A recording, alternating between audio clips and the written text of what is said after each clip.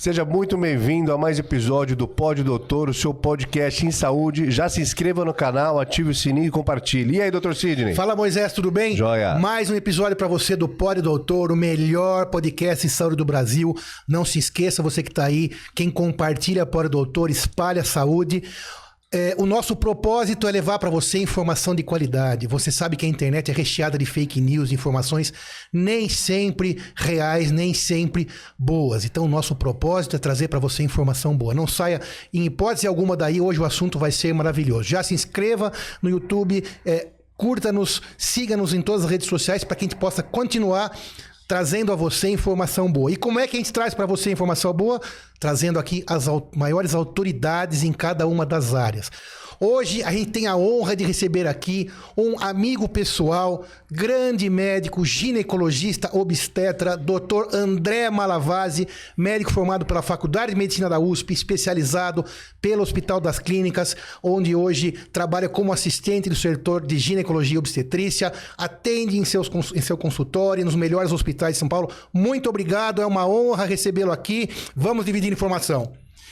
Muito bom dia a todos, Sidão, bom dia, Moisés, bom dia a toda a equipe aqui, os nossos espectadores, ouvintes. Bom, primeiro, muito obrigado, me sinto lisonjeado, prestigiado por estar fazendo parte de um programa tão importante, não só pelo número de seguidores, pelo público qualificado que acompanha você, Sidão, mas como você colocou, né? Eu acho que hoje levar informação médica de qualidade é um privilégio para nós médicos e eu me sinto muito feliz de poder estar aqui com vocês. Obrigado. Bom dia. Doutor André, seja bem-vindo novamente. Falaremos sobre trombose na mulher. O que seria trombose? Moisés, trombose é um fenômeno que acontece em todos nós. Quando você martela o seu dedo, você faz uma trombose. A trombose, ela nada mais é do que a transformação do sangue, que é um fluido com várias propriedades. O sangue, então, ele leva os gases, oxigênio, gás carbônico, nutrientes, hormônios. Em algumas situações, o sangue ele começa a se perder pelo organismo. Por exemplo, quando você sofre um trauma, um corte, uma fratura. E para que esse sangue, esse fluido vital não se escoe e não leve ao descenso, à morte desse organismo, a natureza transforma esse fluido num sólido, numa gelatina, que é muito parecido com o que acontece com o queijo. O mecanismo pelo qual o sangue líquido se transforma em coágulo é o mesmo mecanismo, muito parecido com o qual o leite se transforma em queijo, ele talha. Nós chamamos isso, né, na fisiologia de coagulação. Existe até uma cascata da coagulação, que são processos sequenciais, onde uma proteína vai ativando a outra e esse sangue, então, solidifica. É muito importante que a gente faça coágulos. Então, por exemplo, no parto, a mulher ela dá à luz, ela sangra de 500 mililitros a 1 litro no parto. Isso no parto normal? Ou no parto normal, menos, em torno de 500 mililitros. Na cesárea pode chegar próximo a 1 litro. Mas isso é bastante, hein? Meio litro de sangue, 1 litro de sangue, né, Moisés? É bastante. Sim. E é importante isso, Sidão, porque... Se a gente tem 6 litros, 7 litros, ou uma mulher mais magrinha, até um pouco menos, às vezes. Acontece um fenômeno muito interessante na gravidez, porque na gravidez o volume sanguíneo vai aumentando. Então ele chega a aumentar 40% já para se preparar para essa hemorragia. A natureza é perfeita, né? E é muito importante dizer para os nossos ouvintes, telespectadores, que a maioria das antepassadas de todos nós, muitas morreram no parto, muitas. A minha tetaravó teve 21 filhos. Felizmente não morreu no parto. As mulheres começavam a ter filhos aos 14 anos, 15 anos e tinham filhos até ou quando paravam de ter filhos porque tinham uma morte ou porque entravam na menopausa. Mas o fato é que a hemorragia pós-parto ela era muito frequente. Hoje, inclusive no município de São Paulo, a principal causa de morte materna ainda é hemorragia. E a natureza se prepara para que após o parto a coagulação fique mais ativada. Então, o que acontece atualmente? Existe um mecanismo de aumento dos fenômenos tromboembólicos. Então, hoje, a incidência de trombose na gravidez é de 2 casos para cada 1000 partos. Isso é importante porque países que conseguiram reduzir as causas clássicas de morte na mulher... É importante a gente falar de morte materna, Sidão, porque claro. Eu que sou obstetra, o principal objetivo do obstetra é reduzir a morte materna e a morte perinatal, a morte da criança. Quando morre uma gestante ou uma paciente que deu à luz, uma puérpera. O puerpério é aquele período que começa logo após o parto Sim, e sim. dura 6 semanas ou 42 dias, que é o período que demora para o organismo materno voltar às condições anteriores à gestação. Quando morre uma gestante ou puérpera, a família acaba. É interessante porque quando morre o marido, a vida segue. Sim. Às vezes até melhor. Mas quando morre a gestante, a família acaba. Agora pegou pesado, hein? É o você? viúvo, isso eu vi durante 30 anos, é o viúvo chorando num canto, os familiares da gestante que faleceu no outro canto, a criança ali, muitas Sozinha? vezes sozinha, cuidada Puxa vida. por vizinhos. Porque já são 3 gerações de danos, né? E a família... Isso é interessante que você está falando, porque a mãe da minha avó faleceu num parto posterior ao parto dela. Então ela deu a luz para minha avó. Puxa. E o meu bisavô tinha 28 anos, eles moravam aqui no interior de São Paulo e era uma apresentação pélvica, a criança estava sentada, para quem não sabe, né? Geralmente o parto, o polo cefálico, a cabeça nasce primeiro e o corpinho nasce depois. Em algumas situações, você tem 3% de chance da criança estar sentada. E é um problema, porque nasce o corpo da criança e a cabeça, por ter um maior diâmetro, ela entala.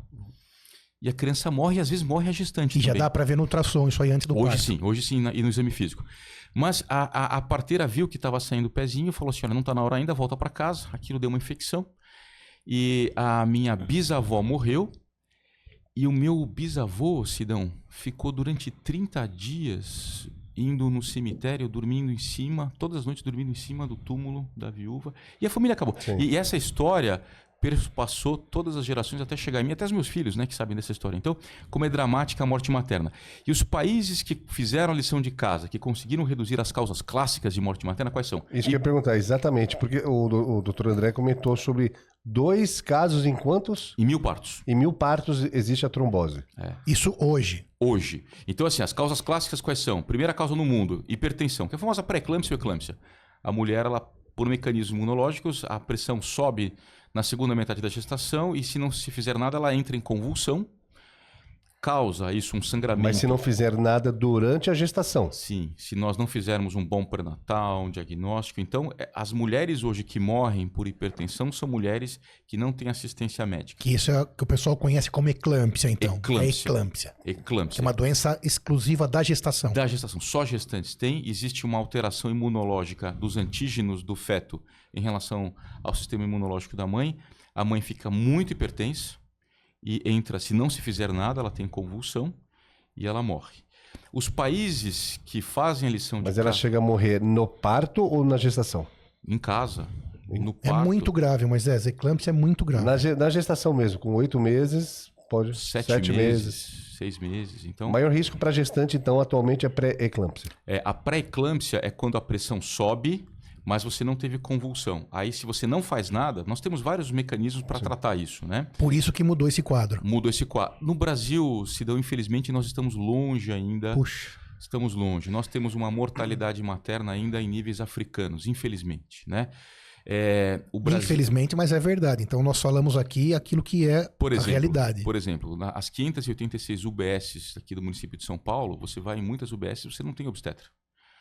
Você tem muitas vezes um médico de família que está fazendo o pré-natal, que faz o que ele pode, e algumas vezes esse pré-natal está sendo feito por uma enfermeira que também faz o que ela pode, mas que quando ela identifica um fator de risco que precisa encaminhar essa gestante, muitas vezes existe dificuldade para um acesso. Por exemplo, saiu recentemente agora um dado epidemiológico do Ministério da Saúde mostrando que 50% das gestantes que morreram na pandemia de Covid, e nós tivemos um aumento absurdo de mortes maternas do Covid, 50% não tiveram acesso ao UTI. Esse é um problema do Brasil. Então você tem hoje muitas maternidades onde você não tem sangue, não tem banco de sangue, você não tem UTI, e essa mulher morre por uma morte evitável. Então, só para voltar um pouquinho, a pré-eclâmpsia e eclâmpsia é a principal causa de morte materna no mundo. Essa morte ela é prevenível, essa doença é tratável e só morre se você não tiver uma boa assistência médica, que é um problema hoje do Brasil. A segunda causa de morte materna no mundo são as causas hemorrágicas. Se morre muito de hemorragia, Sidão. Descolamento prematuro de placenta prévia, rotura uterina, você tem os abortamentos. São sangramentos durante a gestação. Durante a gestação. Sangramento vaginal. Sangramento. E a paciente morre, muitas vezes, por falta de assistência também. E o bebê também, muitas vezes, né? Um descolamento de placenta, por exemplo. E o descolamento prematuro de placenta, você tem, na verdade, minutos para salvar essa criança. É um quadro dramático, onde a paciente, de repente, ela começa a ter um sangramento escuro, o útero fica tetânico, ele fica duro, fica como se fosse uma cãibra, a dureza dessa mesa aqui, porque o útero ele é mole, né? Ele tem uma consistência elástica, borrachosa. Ele fica hipertônico, como nós chamamos, e a placenta começa a descolar, se faz um coágulo, um grande coágulo atrás da placenta, e o problema qual é? Além do sangramento, você perde a troca de gases, de oxigênio entre a mãe e o feto, porque você desconecta, é como se fosse um plug que está carregando ali energia, você solta aquele plug, né? E você tem 5 minutos para salvar a vida dessa criança. E isso, hoje, no município de São Paulo, como nós já reduzimos em São Paulo a morte por pré-eclâmpsia e eclâmpsia, hoje as causas, a principal causa é hemorrágica, e aí na causa hemorrágica tem outro problema que são os números alarmantes de cesárea. O Brasil é o segundo país do mundo em maior número de cesáreas. Nós perdemos apenas para a Costa Rica. A média de partos cesarianas no Brasil é de 55%. Temos hospitais aqui em São Paulo onde a taxa de parto cesárea é 90%. Mas 95%. Esse número, esse alto percentual de parto por cesárea é um motivo da criança estar sentada, não estar na posição correta para o parto normal? Não. Ou maior uma decisão das mulheres? Não, porque toda essa casuística que você está colocando, a apresentação pélvica, outras condições obstétricas, acontecem também na Suíça, acontecem na Dinamarca. Verdade. E lá a taxa de cesárea é 8%, 12%. Por que a taxa de cesárea é tão alta no Brasil? Principalmente porque a gestante ela tem medo da dor no parto. Então aqui é o momento da gente desmistificar essa cultura. Isso é importantíssimo, Sidão, porque muitas vezes existe uma das funções do pré-natal. O pré-natal, isso é importante, ele deve começar pelo menos 3 meses antes da gravidez. A gente antes da gestação, antes de ficar grávida. Isso é uma novidade, pelo menos para mim, e acho que é difícil para a maioria das pessoas. Moisés, o pré-natal ele dura 12 meses. Porque a gestação dura 9 meses ou 40 semanas, 280 dias.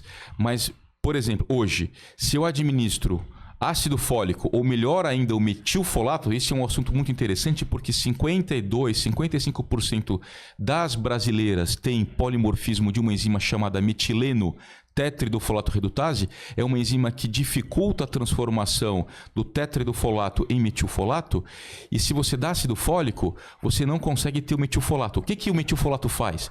Reduz em 80 vezes a chance da criança ter anencefalia, espinha bífida, meningomielocele, que são quadros dramáticos, além de outras complicações. Então, que são quadros neurológicos, da formação do sistema nervoso. Então, a suplementação de ácido fólico. Perfeito. Então, antes de ficar grávida, né, André? Exatamente. Então, o tubo neural, ele começa o fechamento no 21º dia do embrião. 21º dia. E termina o fechamento no 28º dia. Ou seja, quando chega uma gestante para mim com 6 semanas de gestação, doutor, vim começar o pré-natal. Acabou. A parte neurológica já está formada. Já era. Então, existem várias situações que esse risco está aumentado. Pacientes com sobrepeso, pacientes que não comem vegetais diariamente, porque o folato no vegetal ele é muito lábil, ele é termolábil. Pacientes que fumam, pacientes que usam anticonvulsivante, pacientes que usam alguns medicamentos que o risco desses defeitos já é maior. É muito maior, aumenta 80 vezes. Hoje em dia a idade que as mulheres estão cada vez, e tudo bem, estão tendo filhos mais mudança mais do mundo, velhos, né? E essas aí então precisam ainda mais desse pré-natal. Isso para mim não é que é uma novidade, mas 12 então... Uma criança, Sidão, que nasce com uma bexiga neurogênica, porque ela é um menino que não consegue urinar. Por isso. Isso é comum, infelizmente. Então, você tem que fazer a suplementação do folato, do ácido fólico, pelo menos um mês antes dela engravidar. Se ela engravida e você começa a suplementar, já passou da hora. Ela tem que estar tomando antes. Então, isso é muito importante. Eu queria que os nossos ouvintes prestassem muita atenção a isso e falassem para todas as mulheres que estão em idade fértil. Compartilhem. Compartilhem. Essa informação é importantíssima. O que é idade fértil? Nós, ginecologistas, chamamos de menacme, que é o período entre a menarca, que é a primeira menstruação, e a menopausa, que é a última menstruação. Esse período é o período de fertilidade. O período de fertilidade dura, em média, dos 12 aos 48, 50 anos. Então, toda mulher na idade fértil deve estar usando um método contraceptivo de longa ação. Esse é um assunto importante, porque a brasileira gosta de pílula.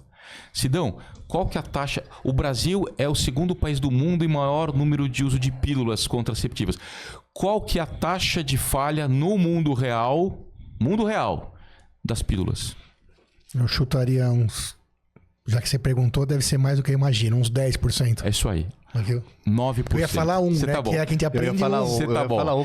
Mas eu falei 10 porque você me induziu como se aí. fosse a pegadinha, tá? Nos trials, nos estudos, o estudo é assim, a paciente ela começa a usar a pílula, se ela esqueceu, se teve qualquer coisa, ela sai do estudo. Então, peraí, se são 10%, pensa. Ao ano. Tá, mas é 10% sem relativo. Então, se você tem 10 relações, dá pra você dizer que a chance de você engravidar em uma delas é altíssima, A né? taxa média de gravidez, um casal normal que tem relação dia sim, dia não, a chance de engravidar em um mês é de 25%. Sem pílula. Ao longo de um ano, é em torno de 95%. A taxa de falha da pílula é de 9%. Se a mulher esqueceu de tomar a pílula, aumenta a taxa de falha. Adolescente tem um aumento de taxa de falha muito alto. Inclusive, só existe uma pílula no Brasil que ela é indicada, que ela é liberada para adolescentes, uma pílula de drospirenona. Se a mulher, as outras não são... A gente usa off-label, mas elas não têm indicação em bula. O médico faz muito isso, depois a gente pode falar sobre isso. Claro. Você dá uma pílula para uma adolescente. Se ela tem uma gastroenterite, enjoo, vomita, perdeu eficácia. Se ela usa um antibiótico, perdeu eficácia. Se ela usa um anticonvulsivante. Então, a recomendação do MS, Sidão, é nós indicarmos para as nossas pacientes, como primeira escolha, os métodos de longa ação. Temos uma sigla, chama LARC. Métodos de longa ação. Quais são os métodos de longa ação? Longa duração. Não, é DIU. Nós temos o DIU de cobre, o DIU de prata, que duram em média 5 anos. Temos os DIUs que tem levonorgestrel, que é... Pode, Mirena. Posso falar porque é o Mirena e o Calina, claro, não tem esses dois. Né? A vantagem do DIU com levonorgestrel é que reduz o fluxo, previne e trata endometriose, adenomiose, algia pélvica. Dura 5 anos também. E tem um implante subcutâneo de etonogestrel que dura 3 anos. Você sabe qual que é a taxa de falha do implante, Sidão? O implante dura 3 anos, o Implanon. Qual a taxa de falha, você sabe?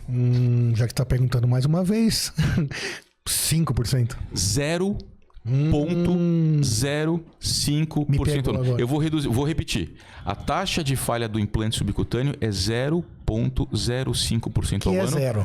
A taxa de falha do Mirena é 0,2% ao ano. A taxa de falha do DIU de cobre é 0,6%. Ou seja... quando eu prescrevo uma pílula para um adolescente... Via oral? Eu estou prescrevendo um método que ele é pelo menos 180 vezes... Mais inútil, né? Menos eficaz do que o método de longa ação. Aí ela volta daí 6 meses grávida. De quem que é a culpa? É dela?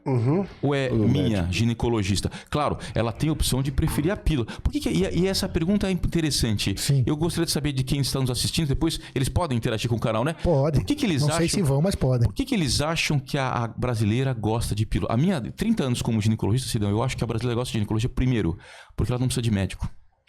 E médico para você... Pede pra vizinha. Médico para você que tem um monte de amigos médicos é fácil. Claro. Para você também, para mim. Agora, para muita gente, é um artigo de luxo. Sim. Ela vai na UBS e não tem médico. Como é que ela vai... Aí vão colocar um negócio nela que ela sabe que põe e não sabe se ela vai conseguir tirar. Então, ela vai na farmácia, compra a pílula que a amiga da amiga da amiga usou, disse que era boa, que ela não sabe se ela pode usar. Ela usa de forma errada, ela começa quando ela quer. Infelizmente o balconista da farmácia também acabou entrando nesse jogo, né? E é o que tem? É o que tem. Ela usa, ela na verdade, começa quando ela quer, para quando ela quer. Ela não precisa avisar o parceiro que ela está usando. Então a pílula traz muita autonomia para a mulher. Mas ela é mais barata? Não é. Uma pílula hoje de boa qualidade custa em torno de R$80. Por mês. Por mês. Dá 1.000 por ano. Um DIU de cobre custa R$80, R$100. E dura 5 anos. Tem DIU que dura 10 anos. Aproveitando, nosso assunto é trombose, né? O nosso tema principal. Aí entrando nesse assunto que você falou das pílulas, né, doutor André? Você tem... a gente sempre ouve falar esse mito, isso que vamos retirar vamos esclarecer essa dúvida. Pílulas via oral, né? Pílulas de usar pela boca. ou os implantes de hormônio, ou o DIU com hormônio, ou as injeções anticoncepcionais. Qual a relação real delas com trombose? Já que é o nosso assunto. Boa pergunta, Sidão. Então vamos lá. É interessante porque as pílulas, elas foram... A primeira pílula foi lançada em 18 de agosto de 1960. Então ela está fazendo agora... Vai fazer 63 anos, né? A pílula, ela revolucionou o mundo ocidental. Por quê? Porque... a pílula permitiu que as mulheres conseguissem planejar a gestação, ter quantos filhos elas queriam, fez uma revolução diferente dos nossos bisavós, tataravós, que tinham... Que a mulher tinha que ter 10 filhos, 12 filhos. Na menacme toda, tendo relação e engravidando. Ou ela estava grávida ou estava amamentando. Sim. Então a pílula deu poder para a mulher. Só que é interessante porque a primeira pílula chamada Enovid, ela não era vendida como pílula, porque nos Estados Unidos era proibido, existia uma lei chamada Ato Comstock, que você não podia propagar controle de natalidade. Então a pílula ela era vendida como regulador de menstruação. Era uma dose alta, 150 microgramas de estrogênio. Hoje as pílulas têm em torno de 20, 30, temos pílulas de 15 que não foram muito boas porque a mulher sangra mais, mas era uma dose muito alta e aí começaram os primeiros casos de trombose. É importante dizer para a nossa plateia que o que faz o bloqueio da ovulação... A pílula é muito boa. Sim. A pílula ela é muito boa porque ela melhora a pele, melhora cabelo, ela reduz fluxo menstrual, melhora o humor. A pílula, Sidão, nos últimos 20 anos, reduziu 40% de morte materna. Então, por exemplo, mulheres com alto risco para pré-eclâmpsia ou eclâmpsia usavam pílula, não engravidavam. Ou engravidavam em situações melhores e não morriam. Tinham menos hemorragia. Então, a pílula ela foi muito importante. É que hoje nós temos métodos melhores, mas a pílula ainda tem espaço. Então, a pílula ela tem geralmente dois componentes. O estrogênio e o progestagênio, que é uma molécula que imita a progesterona, que é produzida pela placenta e pelo corpo lúteo. É o progestagênio que faz o bloqueio da ovulação. Então, nós temos pílulas só com progestagênio. Essas não têm risco nenhum de trombose. Então, as pílulas só com inibe a ovulação sem dar risco de trombose. Zero. Inclusive, mulher que já teve trombose, pode usar. Nós temos no Brasil dois tipos. Um que é com o desogestrel e um que é com a drospirenol. Via oral essas? Oral. Mas evita a trombose aonde? Lá no parto? Não. Ou não? Em qualquer momento. Porque se a mulher usa uma pílula chamada combinada, que tem estrogênio com progestagênio, que são as pílulas comuns, ela começa a usar a pílula, ela aumenta 4 vezes o risco de trombose. Em qualquer mulher, Moisés. Qualquer mulher. Então vamos lá. Qual que é o risco? Só para concluir a questão da cesárea... Qualquer trombose? Explica isso aí também, porque eu tô pensando nas perguntas que as pessoas vão fazer. Trombose de quê, né? Quem você falou? Isso que eu perguntei, trombose tem no corpo inteiro, né? Então, que risco é esse? Então vamos lá. Do estrogênio, de trombose, né? Isso. Então a gente tem as tromboses arteriais e nós temos o infarto. Infarto é uma trombose arterial. Aumenta esse risco também. Também. E nós temos as tromboses venosas, que é o principal risco aumentado pelas pílulas. O que é trombose venosa? É a famosa trombose venosa profunda. A pessoa tem uma sensação de uma pedrada na panturrilha, na batata da perna, uma dor. Começa a queimar dela, tá andando na rua e fala assim, nossa, eu senti uma pedrada na perna. Ela olha, não.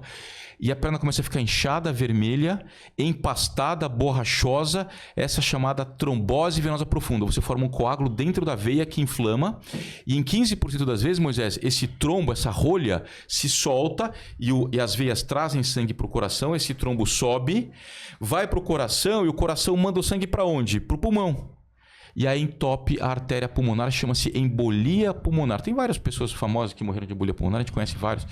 E a embolia pulmonar... Até a gente estava falando sobre um caso de embolia pulmonar, que faleceu uma pessoa lá fora, depois... Lembra quem estava falando? Sim, várias. E uma hipótese que você me contou? Do artigo que nós fizemos sobre Jesus? Isso. Sim, a gente na Sociedade Brasileira de Angiologia e Cirurgia Vascular, a gente... Aproveitando o gancho da embolia. A gente escreveu um artigo porque a gente é uma hipótese que Jesus Cristo tenha morrido de embolia pulmonar. Por quê? Porque na Galileia, naquela época, existia uma taxa alta de fator 5 de Leiden, que é uma trombofilia hereditária. Essa questão é importante também. Algumas pessoas têm alterações genéticas que aumentam o risco de trombose. Jesus Cristo foi exaustivamente castigado durante a Via Crucis, né? E o trauma aumenta o risco de trombose. Ele não pôde ingerir água, davam só vinho para ele, e a desidratação aumenta o risco de trombose, álcool aumenta o risco de trombose. E quando ele foi crucificado, os romanos eles tinham por hábito fraturar o fêmur para que a pessoa ficasse asfixiada, e aí sim, em média demorava-se 4 dias na cruz para morrer. E não fraturaram as pernas de Jesus, diferentemente dos dois que estavam ao lado, porque perceberam que ele já estava morto nesse momento, né? Então, claro que isso é uma hipótese, mas é um editorial bacana que a gente fez, depois eu vou mandar para o Sidão para divulgar. Mas voltando ao assunto, então, a pílula... Qual é o risco de uma mulher ter trombose ao longo de um ano? 10 mil mulheres ao longo de um ano, 4,7 terão trombose na perna ou no pulmão. É importante, Moisés... Com pílula ou sem pílula essas? Geral. Essa então, essa sem pílula. estatística sem pílula. De mulher, sem pílula. Em geral. Sem pílula. Mas 4,7 percentual? Não, 4,7 em 10 mil. Ok. Tá? Se ela usa a pílula combinada, você passa a ter 9,1 casos para cada 10 mil usuários. Então, dobra o risco. Dobra o risco. Agora, a gestação é 29,1 casos de trombose para cada 10 mil gestantes. Então, a gravidez tem muito mais risco de trombose do que a usuária de pílula. Isso é interessante. Tá. Por quê? Porque a natureza prepara a grávida para coagular no parto. É que as grávidas, há 50, 100 anos atrás, elas ficavam no campo, elas agachavam, levantavam, não tinham obesidade, elas não eram sedentárias, começavam a ter filhos aos 14 anos. Então, o estilo de vida moderna, Sidão, aumentou o risco de fenômenos tromboembólicos. Sedentarismo, obesidade, estresse, etc. Então, respondendo a sua pergunta, as pílulas só de progestagene, que nós temos 2 no Brasil, não tem risco de trombose, as pílulas combinadas têm, nenhum DIU tem risco de trombose e o implante cutâneo também não tem risco de trombose. Então procure seu ginecologista e caso você... A decisão sempre é conjunta, né, com o seu ginecologista. Mas existe então a pílula via oral ou outros métodos que não vão aumentar o risco de trombose. Aproveitando também esse gancho. Reposição hormonal. Porque a reposição hormonal hoje... A reposição hormonal, então, na menopausada. Hoje nós sabemos que o climatério é aquele período que tecnicamente começa aos 35 anos. Porque menopausa é a última menstruação. Mas o climatério começa antes. O que é o climatério? A mulher, a menina, quando ela é um embrião, ela está com 20 semanas, equivalente a 5 meses de gestação. Todas as mulheres que estão aqui nos assistindo, quando estavam com 5 meses, tinham de 7 a 8 milhões de óvulos. 7 a 8 milhões. Feto. Como feto. Esses óvulos, eles naturalmente vão se degenerando. Existe um mecanismo de apoptose, que é 7 milhões? De 7 a 8 milhões. Quando ela nasce, ela tem de 1 a 2 milhões. De 7 a 8 milhões, ela nasce com 1 a 2 milhões. Quando ela entra na puberdade, que é o período fértil, ela tem em torno de 400 mil ovos. Olha que interessante, ela tinha 7 a 8, Sim. Nasce com 1 a 2, entra o estoque com 400 mil. E esses 400 mil, ela vai ovular em média, em todo o período fértil, que a gente falou que era menacme, 400 óvulos. A mulher, ela ovula em média 9 vezes por ano. Ela não ovula todos os meses. Geralmente ela alterna os lados, cada mês é num ovário, Sim. E ela eventualmente 2, 3 meses ela pula. Isso acontece.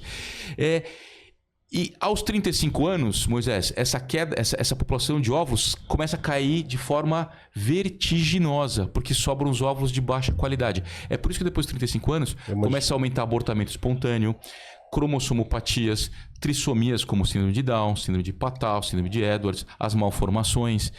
Então, 35 anos, a natureza entende já que a mulher já passou do período ideal de engravidar. O mundo mudou. Pode até engravidar, mas precisa de um monitoramento muito mais efetivo com o ginecologista. O ano passado eu fiz o parto de uma paciente muito querida, de 53 anos, que foi uma fertilização... 53, fertilização in vitro. Então o mundo mudou. Mas... aos 35 anos começa o climatério. E aí, algumas mulheres já começam a ter redução do estrogênio, do hormônio da mulher, que é o que deixa a mulher... O que deixa a mulher bonita? É o estrogênio. Cabelo viçoso, bastante colágeno, aquele brilho nos olhos, lubrificação vaginal. Estrogênio. Libido. É o estrogênio. Estrogênio é o hormônio da mulher. E a partir de 35 anos já começa a cair? Para algumas. Em média, começa a cair depois dos 42, 45, pra quase 50. Para quase todas. Mas caindo o estrogênio, que é uma coisa muito interessante. Homem infarta muito mais que mulher. Homem tem muito mais derrame, muito mais AVC que mulher. Exceto depois que a mulher entra no climatério. E essa relação inverte, porque o estrogênio, ele protege o sistema cardiovascular. O endotélio, coração, os vasos sanguíneos gostam de estrogênio. O estrogênio, ele desinflama o endotélio, ele protege a mulher. Então nós sabemos que quando você faz essa reposição hormonal, você, na verdade, está repondo para ela aquilo que ela deixou de produzir de forma adequada, com uma boa indicação, de forma segura. Você mantém essa mulher jovem por muitos e muitos anos, deixando ela equilibrada, deixando ela saudável. E outra coisa, hoje nós temos em média de 200 a 300 mil casos de fraturas osteoporóticas por ano. Aquelas mulheres que vão encurvando, que vão diminuindo estatura, são colabamentos da vértebra, microfraturas, a famosa corcunda da viúva. Sim. Porque o estrogênio, em níveis adequados, ele faz com que as células que depositam cálcio no osso tenham uma ação mais importante do que as células que retiram cálcio. São os osteoblastos, atuando mais que os osteoclastos. No climatério, essa relação inverte e você começa a reabsorver o osso. Porque a natureza, na verdade, qual que é a nossa função na natureza, do ponto de vista fisiológico? Perpetuação da espécie. É procriação. Então, uma vez que você não é mais fértil, você começa, na verdade, a consumir nutrientes dessa população e você começa a existir perda de interesse. Hoje a gente sabe que, inclusive, as avós, elas têm um papel muito importante para a educação dos netos e a presença da avó nas famílias melhora a qualidade daquela população. Mas, do ponto de vista fisiológico, anatômico, a gente perde interesse, a natureza não tem mais interesse em nós. Então, quando você deixa eu te interromper uma coisa, que você falou um negócio muito legal sobre a beleza da mulher, o estrogênio, e você, a gente está sempre também no meio aí hoje digital, participando e conhecendo e lendo sobre tudo. Você tem hoje o tal do chip da beleza. Você tem alguma coisa para falar sobre ele? O chip da beleza? Porque assim, que nem a gente tava falando, né? Não dá para ir na farmácia, não dá para ler na internet e pedir para vizinha, mas qual que é a verdade? E o que é o chip da beleza? O que é o chip da beleza? O chip da beleza é um erro, é um equívoco.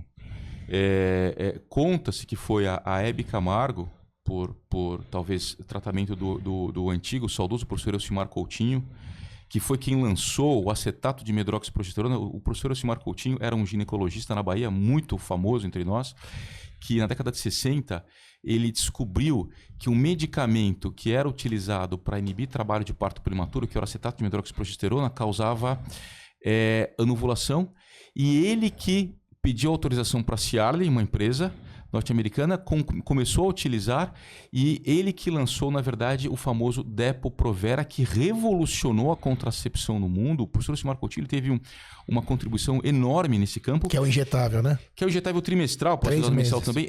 Que hoje a gente não gosta desse injetável porque ele leva a redução de massa óssea, sangramento, mas na época foi muito importante. O professor Elcimar Coutinho conta-se, eu não sei se isso é verídico, mas que a Hebe, ele era um fã da gestrinona.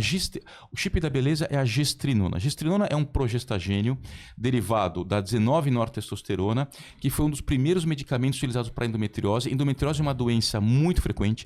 15% das mulheres têm endometriose. Endometriose leva a dor na relação, que a gente chama de dispareunia. A mulher, com essa relação, ela não consegue ter relação porque ela tem uma dor no fundo, uma dor irradiada para o dorso, para a pelve. Ela tem dismenorreia, que são cólicas importantes na menstruação, e ela tem infertilidade. Essa treta da endometriose. Precisamos ter um capítulo sobre endometriose aqui, ainda não tivemos. O problema da endometriose é que a endometriose é uma doença que não mata. Como assim? Porque essas mulheres, elas demoram em média 7 a 8 anos para conseguir ter um diagnóstico adequado, porque o exame é um exame caro, é um ultrassom com preparo intestinal que poucos centros fazem, ou uma ressonância. Hoje, poucos centros fazem tratamento para endometriose profunda, e essa mulher fica a vida inteira sofrendo com dor, sem ter relação. Então, a endometriose, inclusive, acredita-se que ela que deu a origem ao termo histeria, que seria o útero fora do lugar, porque no passado a endometriose sempre existiu. O que é endometriose? Aquela menstruação que sai pela vagina, uma parte dela, na maioria das mulheres, ela sobe pelo útero, ela passa pela tuba e cai dentro da pelve, porque existe uma comunicação do útero pela tuba com a pelve. Isso acontece em todas as mulheres, mas algumas mulheres por uma questão imunológica, e hoje, como elas engravidam menos, a gravidez, se ela está engravidando, ela não menstrua, elas engravidam menos, esse endométrio, para algumas mulheres, ele gruda no interior da cavidade abdominal e leva à fibrose. Quando ela menstrua, não é só a descamação do endométrio que acontece. Ela sangra dentro da barriga e isso vai levando um processo inflamatório com dores excruciantes. O que acontece, Moisés? Ela não consegue tratar, porque é um tratamento caro, são cirurgias longas, demoradas e ela fica sofrendo. E um dos primeiros tratamentos para endometriose foi a gestrinona. O problema da gestrinona, o que ela faz? Ela tira a dor, Isso melhora a libido. É um hormônio? É um hormônio. O hormônio feminino. Feminino. Melhora a libido, melhora a vontade de ter atividade sexual, só que ela engrossa a voz, aumenta o clitóris e piora muito o perfil. É esse hormônio que está dentro do chip da beleza. É o hormônio do chip da beleza. É só gestrinona. Só gestrinona. Então, usado por via oral, que era o famoso... Qual que é o nome? Gestrinona. É o famoso, o nome comercial era dimetrose, se usou muito para endometriose e funciona. Mas tem toda essa alteração metabólica. Em paralelo a isso, chegaram os análogos do GnRH, como a goserelina, a triptorelina, que substituíram, até por uma questão de praticidade, substituíram o tratamento com a gestrinona. A gestrinona foi também utilizada no passado como pílula contraceptiva, mas ela é cara. Só que ela como é um progestagênio, ela causa um edema na pele da paciente e a paciente tem a sensação de que ela fica mais bonita. Por isso que se deu o nome de chip da beleza. Mas o preço a se pagar por esse uso é muito alto. Então, nós jamais devemos utilizar qualquer tipo de hormônio para fins estéticos. Jamais. Esse é um dogma. Só para concluir, isso é muito importante quem nos ouve. Nunca utilizem hormônio para ficar mais bonito. Quem está nos assistindo, todo hormônio tem que ser utilizado para reposição, com indicação, com segurança, com cuidado. Se você vai em algum profissional que está dando hormônio para você, para que você fique mais bonito ou mais bonita, fuja desse profissional. Tudo tem um preço nessa vida, todo medicamento, a diferença entre o medicamento e o veneno é a dose. Então, chip da beleza é uma bobagem, ele não existe. E eu preciso dizer que eu sou o pesquisador principal, o PI, do primeiro estudo do mundo com implante de gestrinona. É um estudo duplo cego, randomizado, está publicado. Se quem colocar na internet, chama estudo GLADE, G-L-A-D-E. Está publicado no clinicaltrials.gov, porque toda pesquisa, Sidão, você sabe, mas é importante falar na nossa plateia, toda pesquisa de qualidade, quando nós fazemos, nós precisamos passar por um comitê de ética em pesquisa, que aprova. Nós precisamos, para publicar numa revista de impacto, New England, JAMA, Lancet, nós precisamos que a comunidade científica saiba que esse estudo está acontecendo. Para quê? Para poder criticar, para poder sugerir, para poder questionar, para poder contribuir. Então, em setembro do ano passado, nós publicamos no clinicaltrials.gov esse estudo. É um estudo que ele tem 100 mulheres, já estamos na metade. Essas mulheres, todas com endometriose profunda, que operaram, mas que continuam tendo dor, continuam tendo sintomas. Elas vêm para nós. Inclusive, se alguma mulher tiver esse sintoma que está nos ouvindo, depois eu posso deixar. Claro, é um QR Code, Sidão, sim. que ela clica e ela é automaticamente direcionada. Ouviram aí, né? Ouviu aí, Lucas? Colocar o QR Code no... Ouviu aí, pessoal? Coloca no vídeo.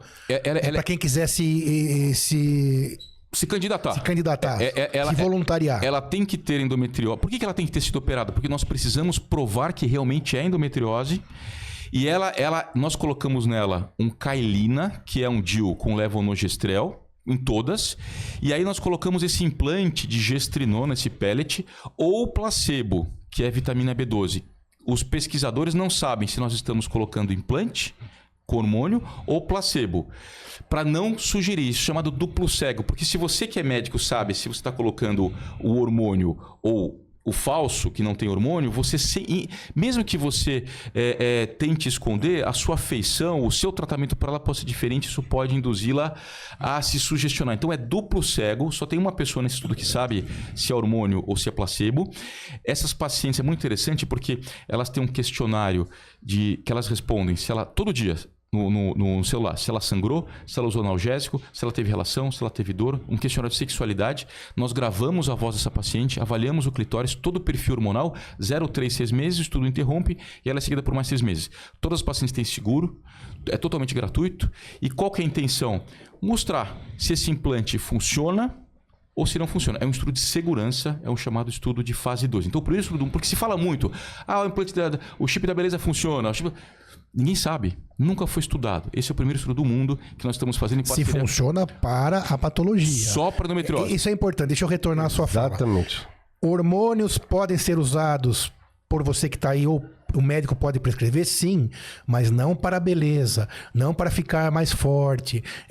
Tudo que é doença, né, André? Doença. Fazer reposição, por exemplo. A mulher que entrou, então, tá no climatério, os hormônios estão baixos, não tem mais libido, o humor não tá legal, não tá conseguindo dormir, ok. Vai ao ginecologista. Para ver se pode usar. Para ver se pode, por exemplo, cigarro, por exemplo, provavelmente contraindica, e, sei lá, outras patologias que nós podemos continuar falando. Aí pode. O que não pode é aquela jovem que não tá tão contente com a tua aparência, eventualmente, muitas vezes sem motivo, né, Moisés? Sim. Vai fazer uma mágica do chip da beleza. Isso que nós estamos aqui, e eu concordo 200%, né? Porque tudo é em medicina e na vida Equilíbrio. Dose. Equilíbrio e bom senso. Veneno e remédio é dose. Até a água mata se você errar na dose, né? Então, basicamente isso. E esse chip da beleza seria a gestrinona, que pode ser usada na reposição quando necessário. Não, então a gestrinona... Ou a gestrinona nunca. Nossa indicação, Sidão, é só tratar doença. Sim, não é para reposição. Não é para reposição. Então essa pesquisa sendo feita em parceria com a Science Valley, cujo responsável é Eduardo Ramaciotti, quem fez o estudo Michele, interessante, o Ramaciotti ele fez um estudo que eu tive a oportunidade de ser um dos coautores, foi publicado na Lancet de 2022, nós mostramos que o uso da rivaroxabana, que é um anticoagulante oral, reduziu em 67% a mortalidade em pacientes com Covid. Esse estudo ele tem mais de 200 citações. A Science Valley é uma das maiores empresas de pesquisa do Brasil, que está nos ajudando nessa pesquisa, e vamos agora chegar à conclusão. É seguro? Não é seguro para tratar endometriose. Porque aí, se for seguro e funcionar, nós vamos trazer para milhares e milhares de mulheres no Brasil que não têm acesso à cirurgia, pelo menos enquanto esperam a cirurgia, ou que a cirurgia não foi efetiva, um paliativo, Sidão, uma alternativa para reduzir a dor. Até agora, todos os casos estão indo bem, mas nós precisamos ainda finalizar para ter as conclusões. E em relação, eu falei agora, em relação ao cigarro, por exemplo, a gente está falando da trombose, do risco do anticoncepcional, e aquela história também que existe essa... Eu sempre vou falar mito aqui, porque está na boca das pessoas, eu vou usar a palavra mito, Sim. só para que você que está aí entenda, né? Como vocês viram, o uso do anticoncepcional versus trombose, que aumenta o risco de trombose, não é mito, então é real. E o uso do anticoncepcional com o cigarro. Também tem esse mito que é uma bomba atômica. É uma bomba relógio. É uma bomba relógio, mulher que né? fuma não deve usar. É um absurdo. Não deve. Nenhum contraceptivo. Os de progestagênio, eles podem ser utilizados, mas eu acho que aqui, Moisés, é um dos momentos onde o médico ele precisa exercer o seu poder de convencimento. Porque o cigarro, ele é mais do que comprovado os malefícios enormes que ele faz em todas as áreas da fisiologia humana. Então, primeiro, são dois equívocos, eu vejo. Primeiro, é prescrever um método que se mostrou que o processo é falho. E segundo, permitir que essa paciente continue fumando. Então nós devemos exaustivamente tentar convencê-la a parar de fumar na estratégia de controle de danos. Agora, se inevitavelmente ela insiste em continuar fumando e quer usar a pílula, as de progestagênio ela pode sim utilizar. Ou o DIU, por exemplo, daí sem remédio, né? Sidão, você pega muito avião? Uhum. Sim. Sabia que avião aumenta a risco de trombose? Fica sentado. Vamos lá. Qual que é onde você gosta de ir no avião sentado? No corredor. Ah. Não, eu com esse tamanho, se eu for na janela, complica. Então, obrigatoriamente tem que ir no corredor. Esses dias, né, Moisés? A gente pegou um voo junto, eu e ele, na mesma fileira. E aí sentou um outro colega, outra pessoa também. Grandinha também. Foi complicado, mas aí, graças a Deus, tinha um outro espaço atrás, eu me levantei. Você sabe qual que é a perna que tem mais trombose? Direita ou esquerda? Deve ser a esquerda, né? Que não tá conseguindo esticar no avião. Não, aqui tá pra dentro. É a esquerda. Mas a esquerda por quê? Porque anatomicamente a gente sabe como a aorta ela tá para a esquerda. A aorta é a principal artéria do corpo, a artéria que leva o sangue do coração pro restante do corpo, né? Para a parte média e inferior. É a aorta abdominal. E a veia cava, que é a veia que traz o sangue do corpo, ela tá para a direita e um pouco para trás. E sai uma artéria da aorta, que é a ilíaca comum direita, que passa por cima da veia ilíaca comum esquerda. Então esse cruzamento faz com que o sangue da perna esquerda ele volte mais lentamente para a direita. Então, em grávida, por exemplo, 90% das tromboses são na perna esquerda. A maioria das tromboses são na perna esquerda. Então, quem mais tem trombose em avião é quem senta na janela. Você fica com vergonha de levantar? Sim, claro. E quando você está no corredor, sempre o chato lá quer levantar, que faz você levantar, né? Então, o corredor você levanta mais. O ideal é ficar com a perna esquerda esticada. Meia elástica, reduz... Você não deve usar no avião. São voos acima de 6 horas que aumentam o risco de trombose.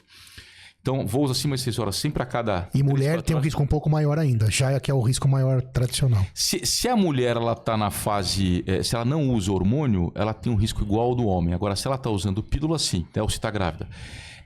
Usar hipnótico, que está na moda agora, né? Sim. O Zolpidem aumenta a risco de trombose, porque a imobilidade aumenta a trombose. Usar... álcool aumenta a trombose porque desidrata. Então, muito importante. Cigarro. E as meias elásticas? As meias elásticas, elas reduzem edema, reduzem dor, mas a meia que a gente usa, essa comum, meia de média compressão, ela não reduz trombose. A meia que reduz trombose é a meia do hospital, aquela que vem até a raiz da coxa, que é a meia antitrombo. Esse sim funciona muito bem. Então, inclusive é muito pouco utilizado por nós médicos a profilaxia mecânica, porque esse é um outro ponto, Sidão. 60% das tromboses no mundo, são 2 milhões de tromboses no Brasil por ano, 60% acontecem em internação hospitalar. Você sabia que virar paciente, as seguradoras têm esses riscos, né? Qual que é os esportes mais perigosos, se você for pensar, quais são? Hoje? Por número de praticantes. Morte por número de praticantes. Esportes tradicionais. Morte. Futebol. Asa delta. Sim. Alpinismo. Ciclismo. O cara faz volta da França, o cara tá descendo ali 60, 70, ele bate a cabeça. Virar paciente clínico ou cirúrgico, em termos de risco, é equivalente a praticar esses esportes de alto risco. Ser paciente é muito perigoso. Por isso que a gente tem hoje que pensar... Hoje o que está em voga é a segurança do paciente. A gente tem que pensar em segurança do paciente. Sim, nos bons hospitais. É queda, troca de medicação, infecção hospitalar e fenômeno tromboembólico. Trombose, atenção quem nos ouve, trombose é a maior causa de morte hospitalar evitável. Vou repetir porque isso é importante. Muito importante. Isso é um guideline, isso é consenso. Existe a Sociedade Internacional de Trombose e Hemostasia, existe a Sociedade Brasileira de Trombose e Hemostasia. Eu tive a oportunidade de ser um dos cofundadores da Sociedade Brasileira de Trombose e Hemostasia. Eu fui o fundador da Comissão Nacional de Trombose na Mulher pela Febrasgo, graças à ajuda do professor César Fernandes, que hoje é o presidente da MB. Ele, na época, era o presidente da Febrasgo e ele teve a coragem de criar essa comissão que nós normatizamos entre os ginecologistas, porque a mulher está no olho do furacão. A mulher usa pílula, reposição hormonal, parto, cesárea, que a própria cesárea aumenta 4 vezes mais risco de trombose, além dos 20 vezes mais risco do puerpério. Mesmo depois do puerpério. Então, quando você... O risco da mulher para trombose é muito maior. É grande. Então, porque a mulher, na verdade, ela tem mudanças fisiológicas ao longo da vida muito impactantes. Mas dentro dessa dentro das mulheres, quais são os fatores que... Só para concluir a questão do hospital, porque acho que isso é importantíssimo. Todo mundo que vai ser internado obrigatoriamente tem que entrar num score de risco para trombose. Isso é pouco feito ainda no Brasil. Você que vai virar paciente, pergunte para o seu médico: estão fazendo profilaxia para trombose para mim? É a maior Chega causa... até ser medicamentoso? Ou Sim, é a maior causa de morte hospitalar evitável. Só que o que morre é a ponta da pirâmide. Casos clássicos. Cirurgia ortopédica, vai fazer uma prótese de quadril e joelho. Sabe qual a chance do paciente ter trombose sem prevenção, sem profilaxia? Muito alto. 60%. Quadril, 40% joelho. Depois você tem outras cirurgias, né? Politrauma, câncer. Minha tese de doutorado, meu doutorado foi na cirurgia vascular, foi comparando 2 medicações em pacientes que operaram por câncer ginecológico. Então, virar paciente clínico ou cirúrgico aumenta muito a trombose. Então, todo mundo que quer virar paciente tem que entrar no score de risco, ver a pontuação e ver se merece fazer prevenção com métodos mecânicos, que é a meia antitrombo e uma bombinha que chama compressão pneumática intermitente, ou uma injeção que se aplica na barriga, que nós temos a enoxaparina, subcutânea. Para ortopedia pode-se usar a rivaroxabana, a pixabana, que é comprimido, mas tem que ver. Por exemplo, todo paciente... Mas isso o paciente no hospital, mas em qual momento? Pós-cirurgia, que vai ficar muito tempo deitado? Antes da cirurgia? Em qual momento? Então, pacientes clínicos que estão acamados, você coloca, chama-se score de Pádua, você vê a idade, a patologia, se ele está deambulando, se não está, você coloca, se você tem ali o score de risco, você já faz a medicação. Se vai fazer cirurgia, toda cirurgia aumenta o risco de trombose. O pico de trombose é do 7º ao 10º dia. Você tem esse pico, depois esse pico ele vai caindo e ele dura 12 semanas. Quer ver uma coisa muito interessante? que a gente mudou. Eu recebi uma homenagem da Sociedade Brasileira de Cirurgia Vascular por ter mudado essa conduta nos cirurgiões vasculares. Uma coisa muito comum. O paciente vai fazer uma cirurgia plástica. Mamoplastia, abdominoplastia, mini lifting. O cirurgião plástico ele sabe que pílula causa trombose. O que ele faz? Ele sabe que cirurgia causa trombose. Toda cirurgia causa... Porque durante o ato cirúrgico, o organismo tem que fazer o coágulo para parar de sangrar, senão você morre na mesa. Só que em alguns pacientes, esse fenômeno ele extrapola. É como a sepse. É uma infecção... Sai do controle, forma um trombo nos vasos profundos, vai para o pulmão e morre de embolia. E é o caso típico. O paciente está indo de alta, está na porta do hospital, cai no chão, morte súbita, você vai ver uma embolia maciça. Isso é clássico, morte súbita. Saiu do lugar o coágulo, foi pro coração. Pulmão. 25% das embolias pulmonares, que é a trombose venosa. Trombose venosa é TVP e embolia pulmonar. São manifestações distintas de uma mesma doença, que é o tromboembolismo venoso, que a gente falou. 25% das embolias pulmonares, o primeiro sintoma, Moisés, é morte súbita. Não dá tempo. Isso. Não dá. Mas não tem a pedrada na perna, não tem alguma... Mas isso já foi, né? 15% das vezes, esse êmbolo solta... Não, mas nós estamos falando da cirurgia, né? Também. É embolia pulmonar. Então, veja. Aí você tem um paciente que vai fazer cirurgia. Você coloca no score de... Aí, para cirurgia, é o score de Caprini. O professor Joseph Caprini, que ele mudou a realidade da mortalidade por trombose. Então, vamos pegar uma mulher de 42 anos que vai fazer uma esterectomia, retirada do útero. Mais de 41 anos é um ponto. 42, uma cirurgia que dura mais de 45 minutos... 2 pontos, 3 pontos.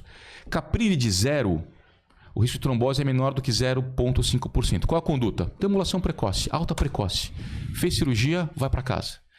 Caprini de 1 a 2, risco de trombose 1,5%. Qual é o risco de sangrar com anticoagulante? 2%. Então, Caprini de 1 a 2, eu não uso anticoagulante. Qual a conduta? Profilaxia mecânica. Mente, trombo, compressão pneumática intermitente. Anticoagulante seria o quê? Um AS? Não. É injeção na barriga. É inoxaparina. Ok. Caprini de 3 a 4, risco de trombose 3%. Ah, mas eu não vejo. Não vê porque a maioria das tromboses são assintomáticas. A gente não quer evitar a sua morte, a gente quer evitar aquela paciente que depois de 20 anos está com as pernas destruídas por varizes, que foi a destruição do sistema venoso profundo por aquela trombose que não chegou a ter manifestação. Ou pequenos êmbolos que foram para o pulmão e da hipertensão pulmonar tardia. Ou a síndrome pós-flebítica, pós-trombótica. Já viu aquelas pessoas na rua com aquela perna desse tamanho, enorme, com úlceras? Isso é uma trombose maltratada, mal diagnosticada. Então não é só a morte que a gente quer evitar. Então, Caprini de 3 a 4, risco de trombose 3%. Aí eu faço enoxaparina, 40mg, por 7 a 10 dias pós-cirurgia. Caprini maior ou igual a 5, risco de trombose maior ou igual a 6%. Eu uso a mecânica, mas a farmacológica, e se for câncer, por pelo menos 30 dias. Então, hoje os guidelines são muito eficazes, são muito efetivos, são conhecidos. Quem está nos assistindo, pergunte para o seu médico. Estão fazendo prevenção de trombose? Porque o hospital ele tem isso na segurança hospitalar, né? É que muitas vezes isso não é aplicado. Isso é pro forma. Quais são as principais pessoas de fator de risco? Entendi que são as mulheres e mulheres que estão na menopausa, por exemplo. Então vamos lá. Não, mas vamos falar de homens também. Vamos lá. Quem tem trombose? Cirurgia aumenta muito de trombose. Qualquer cirurgia. Quanto maior a cirurgia, quanto maior o porte, tipo, ossos longos, muito grande. Muito grande. Quadril, joelho, depois cirurgia oncológica, politrauma, depois ginecologia, urologia, depois plástica, depois oftalmo. Fazer uma septoplastia. O meu consultório, como eu trato a maioria das pacientes que têm trombose, eu tenho 2 pacientes que foram fazer septoplastia e tiveram trombose, mas a incidência é muito baixa. Mas o ortopedia é muito enorme. Baixa até acontecer com Até acontecer. Né? Mas isso na cirurgia, quando tá lá no hospital. E antes disso? A pessoa caiu e quebrou a perna em casa. Então, a imobilidade e fratura aumenta de trombose também. Então, vamos lá. Trauma aumenta de trombose. Por exemplo, exercícios, atividade física reduz risco de trombose. Fazer exercício. Melhora muito, porque você ativa a circulação, você se mantém hidratado. Agora, exercícios extenuantes, o cara vai fazer uma ultramaratona, aumenta a trombose. Porque a natureza entende que aquilo que está exaustivo, você está fugindo de algum animal, você está caindo na pedra. Então, o exercício exaustivo, maratona, ultramaratona, esses campeonatos, aumenta paradoxalmente a trombose. Câncer, chamado CAT, Cancer Associated Thrombose. Hoje você vai em congresso de trombose, metade das aulas em congresso de interação de trombose é câncer, porque hoje você faz diagnóstico de um câncer no homem, de próstata, numa mulher de mama, de ovário, faz uma cirurgia curativa, faz a quimio, faz a rádio, está curado e ela morre de trombose. O câncer aumenta de 5 a 20 vezes o risco de trombose, por vários mecanismos. A trombose é a famosa tríade de Virchow. O que causa a trombose? Então é importante falar isso para quem nos assiste. é uma tríade. Estase, ficar com sangue parado. Por isso que avião, imobilidade, garroteamento. Então, a meia elástica ela é boa? É boa, mas você não pode deixar ela garrotear, tem que ficar esticado. Então, estase, sangue parado, aumenta a trombose. Hipercoagulabilidade, o sangue começa a coagular mais. Gravidez, pílula, hormônio, cigarro, e o obesidade. E o terceiro fator... Sedentarismo. Exatamente. O terceiro fator, ele é lesão endotelial. Lógico, você cortou o vaso, é para fazer coágulo. Então, lesão endotelial, trauma, cirurgia. Rudolf Virchow, que foi o famoso patologista, o pai da patologia moderna, em 1847 ele estabeleceu que para formar o trombo, a trombose venosa, você precisa de 2 desses 3 fatores. Então, se você está com hipercoagulabilidade, está usando testosterona, que não devia estar usando, e você pega uma viagem para Dubai de 12, 16 horas, você está com 2 fatores, você faz trombose. É a famosa tríade de Virchow. Então, câncer está muito relacionado à trombose, imobilidade. É interessante porque sempre os pesquisadores, os coagulacionistas, se dão isso. Eu vou citar porque faz um mês que saiu esse artigo. Eles falam, por que o urso... Você sabe quanto tempo que um urso hiberna? 6 meses. É isso aí, cara. Eles pegaram ursos cinzentos que hibernavam 7 meses. E o urso, ele é obeso, ele é grande. Acho que eu posso hibernar também, então 6 meses. Ele fica 7 meses dormindo no gelo. Eles pegaram os ursos, conseguiram com um dardo imobilizar os ursos, colheram sangue, eles foram para hibernação. E aí, depois de 7 meses, conseguiram pegar os ursos e conseguiram pegar 13 antes e 13 depois. E dosaram as proteínas no sangue desses ursos. Eles falaram, por que o urso não tem trombose? E aí dosaram uma proteína chamada HSP47 e viram que antes da hibernação estava em níveis normais, depois da hibernação essa proteína desaparecia do sangue dos ursos.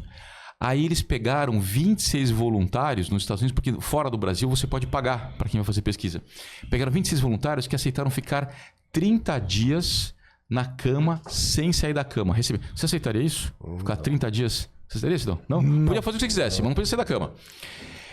Aí dosaram o HSP47 antes e depois de 30 dias. E a mesma coisa, proteína normal, depois caiu. Então, hoje, isso foi publicado há 45 dias na Science. Hoje se pesquisa, através de engenharia, um anticorpo monoclonal para bloquear essa proteína e reduzir trombose. Isso respondeu uma pergunta muito interessante que nós temos. Quando você fica 3 dias ou mais imóvel, seu risco de trombose aumenta muito. Veja pacientes em UTI. Metade dos pacientes em UTI, se você não fizer prevenção com essas injeções anticoagulantes, fazem trombose.